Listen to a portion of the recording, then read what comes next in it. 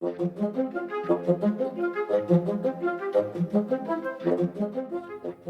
to Everything Energy. I'm Dan Hewitt. This podcast has been on a bit of an extended break, but we're back, new and improved. And in this episode, we're focusing on the International Energy Agency's Global Energy Review. Before I get started, I wanted to take a moment to talk a bit about the aim of this podcast. There's a saying at the IEA that data always wins. And data is the IEA's bread and butter, whether it's energy supply, demand, prices, investment or emissions, for all fuels and technologies, for all countries around the world. And that data allows the IEA to explain different trends, such as why nuclear energy is making a comeback, what's happening to global oil demand, and what the future energy mix might look like. Our goal here is to help you cut through the geopolitical uncertainty and the different narratives about energy to make sense of what's happening based on the data. And now, on with today's episode and the Global Energy Review. It's a snapshot of the trends across the energy sector worldwide in 2024, based on some of that data we just mentioned, like demand, supply and emissions. Joining me is Laura Cozzi, the IEA's Director of Sustainability, Technology and Outlooks, who oversees the data collection, analysis and production of the report.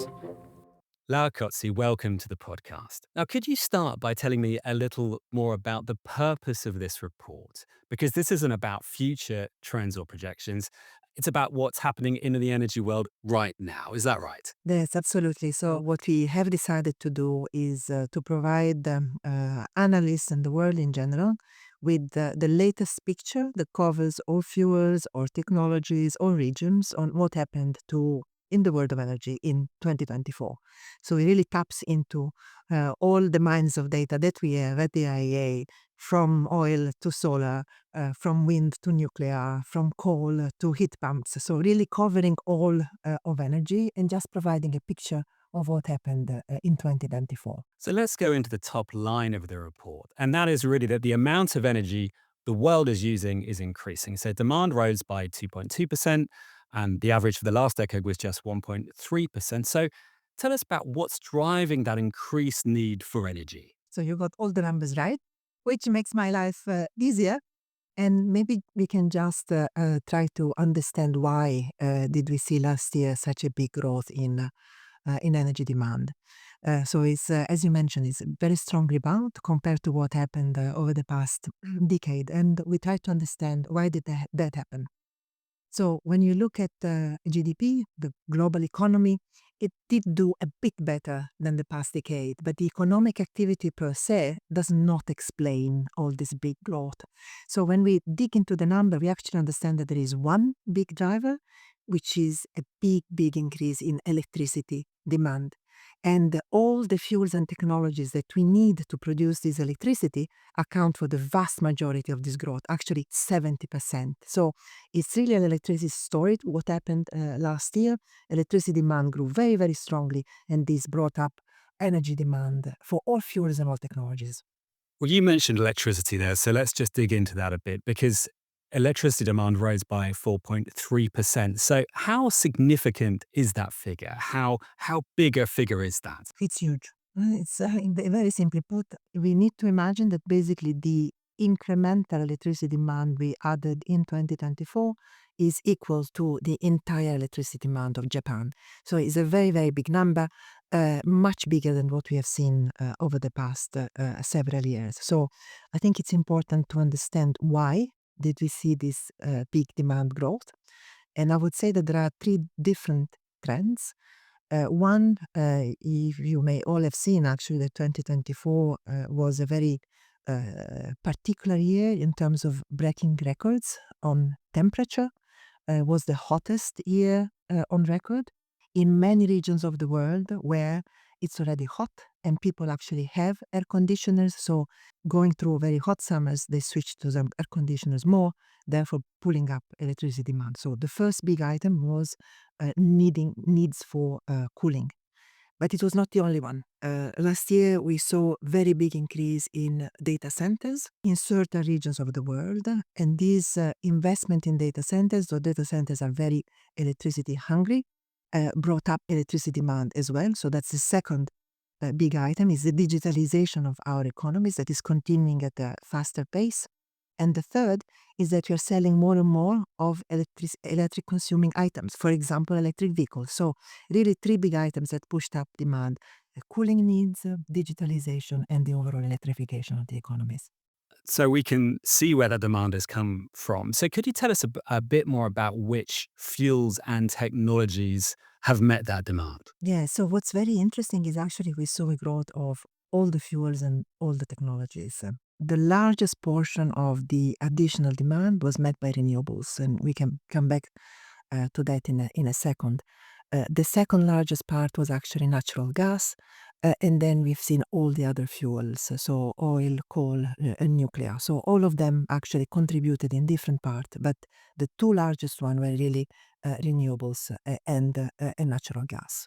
Just sticking with the theme of electricity there and power demand. Now, does what we've seen with the growth of electricity, does that meet with the IEA's projections about the increased demand for electricity? So actually, last year, one of the big themes of the World Energy Outlook was that we are entering the age of electricity. And the reasons that we had highlighted using this catchphrase, if you will, was really based on recent data and emerging trends. And this data for 2024 really confirm that we are entering this age of electricity. So the share of electricity in final energy use is growing. And why is it growing?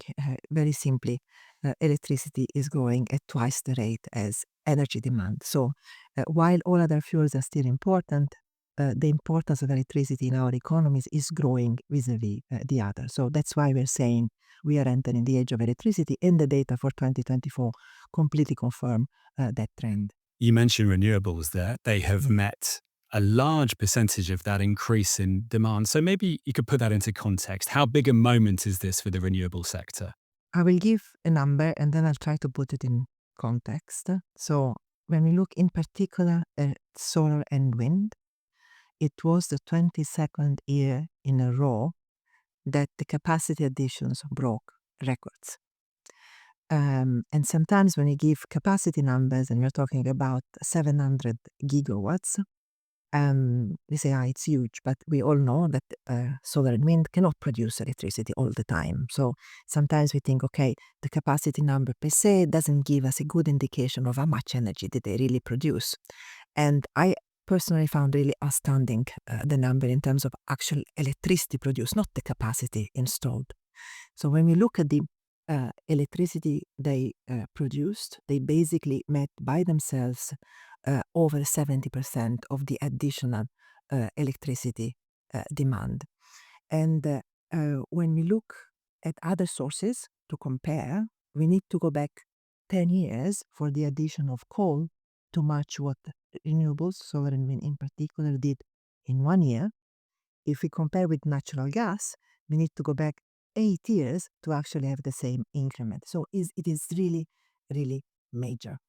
I want to move on to nuclear energy because in 2024, the world added a third more nuclear power capacity compared to the year before, and nuclear power generation reached a new all time high. So, can we say that nuclear energy is making a comeback? Yeah, no, absolutely. So I think this is another of the topics that we have actually highlighted at the beginning of the year with another report where we very clearly said that we are ushering a new era for nuclear. So the installation that went up by 33% is one indicator that shows that the expectation that in 2025 we will have the largest ever electricity production by nuclear from all power plants in the world.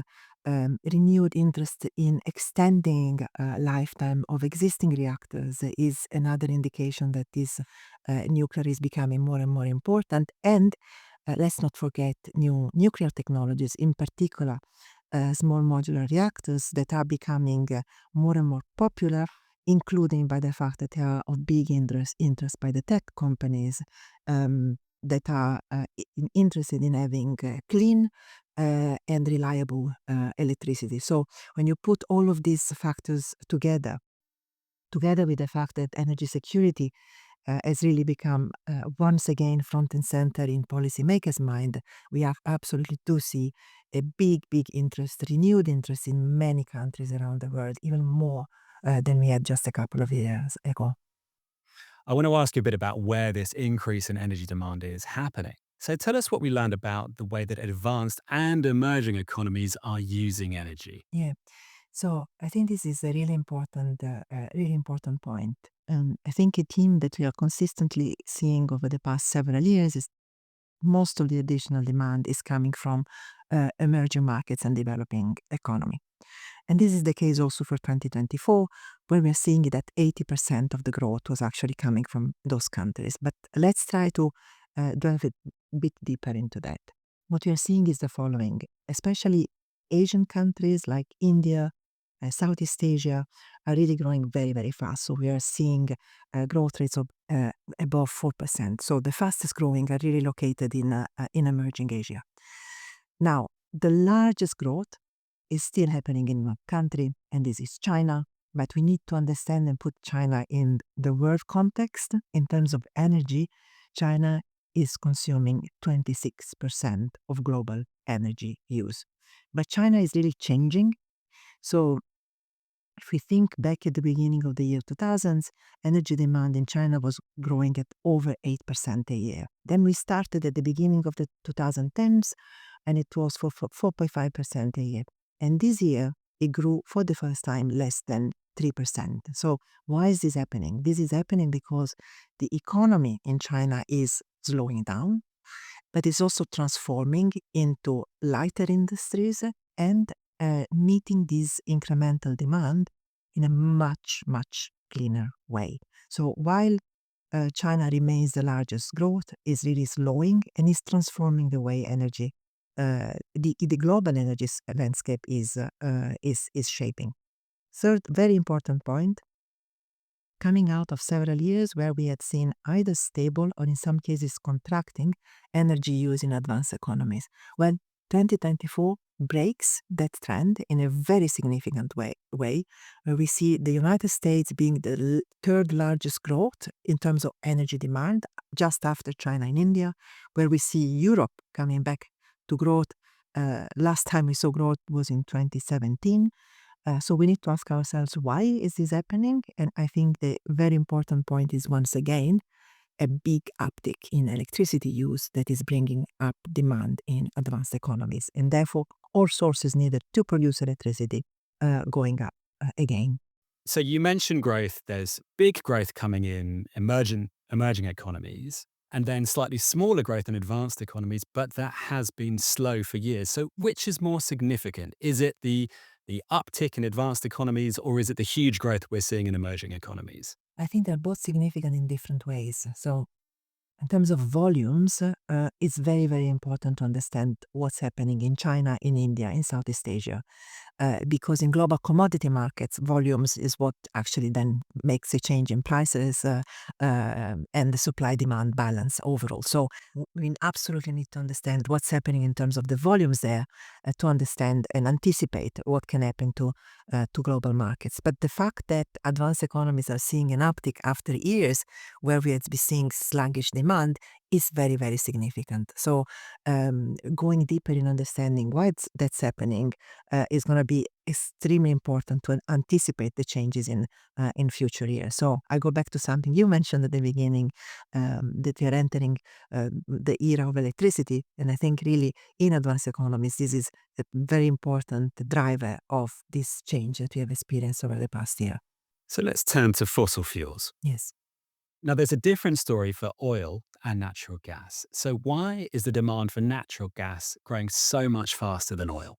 So, what has happened let's go back a couple of years actually to understand this, because natural gas markets have gone through a very big turmoil.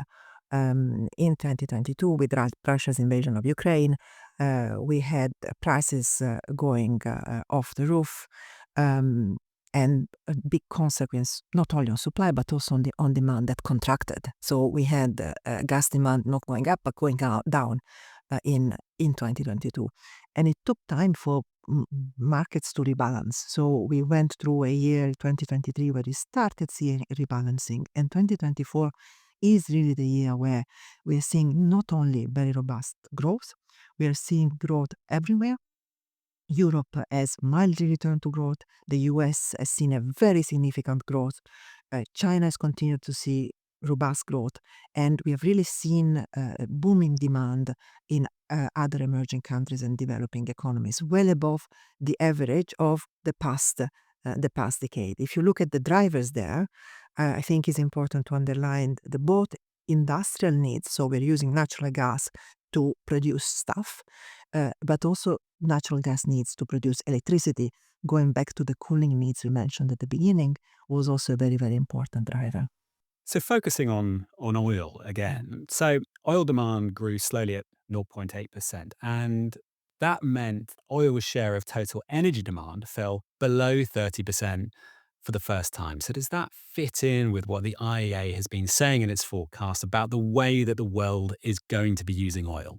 Yeah, absolutely. So our oil market team at the beginning of last year, as they do every year, they produce forecasts for the year ahead, and they had rightly anticipated that the oil demand was actually slowing. So they had anticipated that oil demand would grow below 1 million barrels a day, which is exactly in line with the type of growth rate that we have actually seen in terms of data, confirming what they had said at the beginning of the year. Now let's go back 1 minute, understanding why is this change happening, this slowdown happening, very much linked to the fact that China economy is slowing down, but also by the fact that the Chinese economy is selling an incredible amount of electric vehicles, that has brought up overall electric vehicle sales. Again, this is something that we had anticipated at the beginning of last year. 1 in 5 cars sold globally in 2024 were electric. If we go back just a few years ago, 2019, that 1 in 5 was only 3%. So it's a huge, huge change. The sales of electric vehicles going very strongly. And what does that mean? If we look at sectors that were contributing to growth in oil demand, road was a very, very important driver. And suddenly, in 2024, if we look at the growth in road oil consumption, was basically stable. There has been no growth. So on one hand, China slowing down, and these big changes in the road transport sector explain this very slow growth for oil. And you mentioned this below 30%, and maybe let's explain what that is. So when the IEA was founded 50 years ago, oil was basically incredibly important in our energy metrics. So we were using oil, and oil in the global energy metrics was 46%. Nearly half of all energy use was oil. It has been very high for very long, started decreasing following the oil crisis in the 70s. And then we went into a long period where the share of oil was very stable at around 35-36%. And then a few years ago, it started going down. And it's actually the first time that in our data records, we see oil going below 30%, which is quite a significant change. And just a bit more on electric cars. So how much of that reduction in oil is due to electric cars? It's significant, it's not the only component, but we need to put, again, things in context. Road is today even the largest part of oil use, and for many years it's been the engine of oil use growth. And now that's changed. So road oil has really slowed down. Last year we said it's been stalling, but there are other areas that are growing. Aviation is one of the areas that is growing quite strongly. Oil to produce petrochemicals. So at the end of the day, all the plastics around us is also growing very, very fast. So we are really witnessing a change. Electric vehicles are a big portion of that. It's not the only. Efficiency of new cars is also a reason for that. In some cases, like what's happening in China, there is a push for alternative vehicles, for example, fueled by natural gas. So this very big shift of the road transport sector is producing a shift in where demand sectors are coming from. So away from road towards aviation and petrochemicals. And just the last word on coal. So coal use went up 1%. Was that increase surprising? And which countries drove that demand? So the demand was very much localized in Asia. So we mentioned earlier China, but also India and Southeast Asia. These regions of the world are still very reliant on coal to produce electricity. And our assessment is as follows. Basically, the increase in needs for cooling that we had from 2023 to 2024 explains all the increase in coal use in these regions because we needed to produce more electricity and therefore burned more coal to produce these electricity needs for cooling. Let's turn to emissions, because this report also talks about carbon dioxide emissions. So demand for all fossil fuels hit new highs in 2024 and carbon dioxide emissions went up again. So what does this mean for the energy transition, and is the energy transition happening? So, first of all, yes, the bad news is that emission went up once again. So, we hit once again another record year in terms of emission in the atmosphere.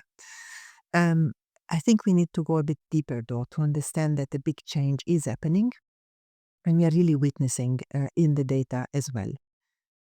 So, if we look at the relationship between economic growth and CO2 emissions, if we go back a bit in time, last century, it was very much an iron link between GDP growth and emission growth. What does it mean? For every percentage point of growth in GDP, you would actually see exactly the same percentage growth in emissions. When we turn in this century, we actually start seeing this link weakening.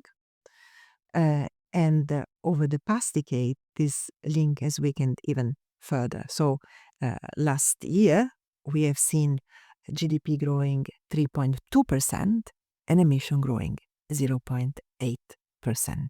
Now, half of that growth, let's keep in mind, was entirely due to the fact that it was a very hot year. So we are seeing a decoupling, and if you allow me, I would like to go a bit deeper in this decoupling, because for some regions in the world, this decoupling is an absolute decoupling. What does it mean? The economy is growing and emissions are declining. So this is the case for advanced economies. So if you take the advanced economies, the United States, Europe, put them all together, we have in 2024 an economy that is 3 times larger than in 1973, and the emissions are actually at the same level than in 1973. So emission grew until middle of last decade, and since then they're declining. So there is an absolute decoupling. In other parts of the world is a relative decoupling, so we're seeing the economy growing and emissions growing slower. You asked me another question, which I think deserves probably a separate answer, which is the transition happening? So I come back to answer this specific question. The transition is happening. Maybe the cleanest indicator is the following. With all the renewables, electric vehicles, nuclear, heat pumps that we mentioned earlier, those are avoiding and have avoided actually in 2024 2.6 gigatons of emissions. So let's put these 2,600 million tons and compare it with the actual growth in emission that was 300 million tons. So if we did not have all these technologies deployed at the amount that we're seeing, emissions would grow much, much faster. Let's just dig down a little bit more into those figures, because people will still want to know if carbon emissions are being reduced fast enough for the world to reach its climate targets. So, for example, limiting global warming to 1.5 degrees. So what would you say to people who are asking the question, is that rate coming down fast enough? So the fast enough is not yet, because in all the scenarios that reach 1.5 net zero by 2050, you actually need to see emissions not only slowing, but peaking and declining very fast. And that's clearly, we haven't seen it in the data yet. However, we have at COP28 agreed globally couple of targets that are important to keep in mind, and those are the tripling of renewable capacity and doubling of energy efficiency. And we have a bit of mixed news here. If you look at the tripling of renewable capacity, we're really not far away, because our latest data show that we'll be on track for an increase of 2.7 vis-a-vis 3. So very, very close. Where we are far is actually the doubling of energy efficiency, because instead of doubling, actually last year we've seen an halving. So there are different parts of the energy sector that are moving at different speeds, some going quite almost at the rate that we would need, and others really lagging behind. Tell me a bit more about energy efficiency. So, where were we hoping those levels would be, and what did we see last year? Was there disappointing news there? Broadly speaking, the energy intensity of the economy, which is this indicator we use to measure energy efficiency, was growing at around 2% a year.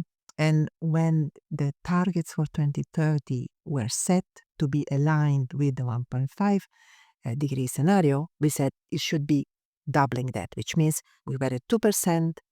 We would like to go towards 4% by 2030 to be in line with our climate targets. So looking at the data for 2024, unfortunately, instead of growing to 2.3, 2.4, 2.5, we actually went down to 1%. So it's actually slowing instead of accelerating. So, right at the beginning, you mentioned the impact of rising temperatures and the amount of power we need for cooling. Does that raise a question about how much power we will need to supply in future years if there is continual heating? Presumably, those challenges are going to grow more and more if the world keeps heating up. Absolutely. I think this is actually a very, very important point. Another that we actually raised a few years ago in a report that was called The Future of Cooling.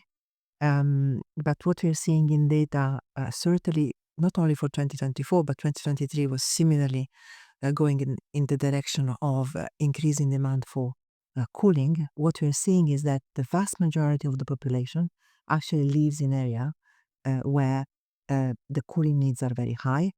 And this is the areas of the world where more of the population growth is set to be.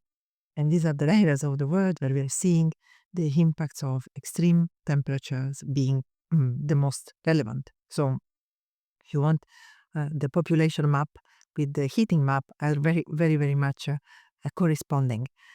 So, what we are seeing in the data, once again, is the following: the people become wealthier. That's very good news. They buy air conditioners, so they switch it on and they need more electricity. So this is the circle that we are actually seeing and witnessing. Lara Cozzi, thanks very much for joining us. Thank you so much. Thank you.